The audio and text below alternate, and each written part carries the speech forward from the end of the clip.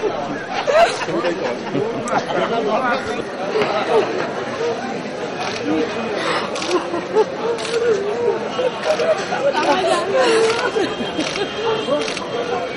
झूठ इल्जाम लगाया है जफर खान के ऊपर, लाल बाजार में लेके हम लोग को कुछ नहीं बताया। हम लोग रोजे भी क्या करेगी, हम लोग अपने आप आए थे, उनको संभालेगी ना। अरे भाई कैमरा ऊपर पुश करो।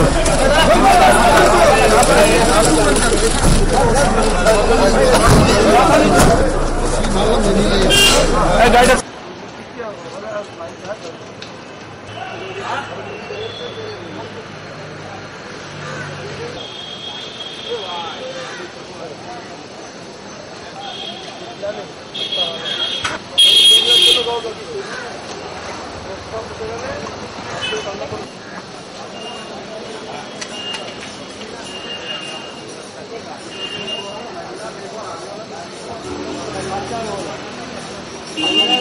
हमको पैसा देना पड़ता है।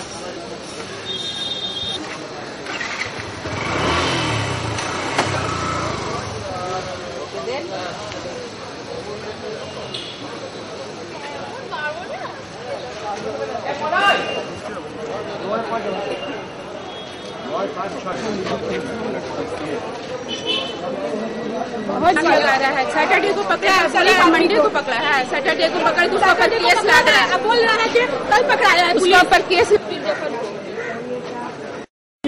একটুখানি দাদা ফোন করে কোশ্চেন করো জাফর খানের ব্যাপারে আপনারা কি সাবমিশন যে 15 তারিখে আক্তার খানকে কোর্টে প্রডিউস করা হয়েছিল, তারই ভাই জাফর খানকে আজকে প্রডিউস করা হয়েছে 17 তারিখে। তো আমার সাবমিশন ছিল যে তার কাছ থেকে কোনো কিছুই রিকভারি হয়নি, কোনো ডকুমেন্ট বা কোনো আর্টিকেল বা কোনো জিনিস কোনো কিছুই রিকভারি হয়নি। অনলি সাসপিশনে তাকে অ্যারেস্ট করে রাখা হয়েছে। 120B কনস্পাইরেসির সেকশনটা দিয়ে তাকে বেল দেওয়া হোক।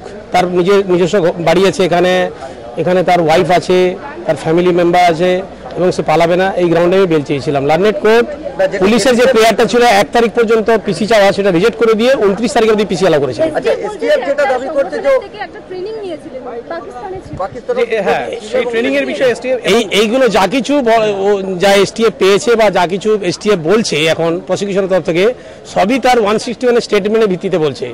কোনো এখনো পর্যন্ত এমন কোনো এভিডেন্স কালেক্ট হয়েছে বলে রেকর্ডে আমি পাচ্ছি না, তা পাচ্ছি না। এবারে যা কিছু হয়েছে 161 স্টেটমেন্ট, পুলিশের কাছে স্টেটমেন্টে কোনো ভ্যালু নেই in the eye of law. Police ইনভেস্টিগেশনে কাজে লাগে 161টা, কিন্তু তার কোনো আইনত কোনো তার ভ্যালু নেই। জাল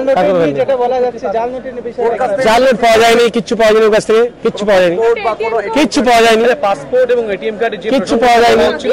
ওই বিষয়টা নিয়ে কি বলবেন? এই মুহূর্তে আমার কাছে বাড়ির লোক যা বলেছে যে ও কোথাও যায়নি, এখানে বরাবর ছিল। পাকিস্তানে কোনোদিনই যায়নি, বাড়ির লোক বলেছে এখানেই ছিল। আচ্ছা, আপনারা কি বলবেন, মানে কবে নিয়ে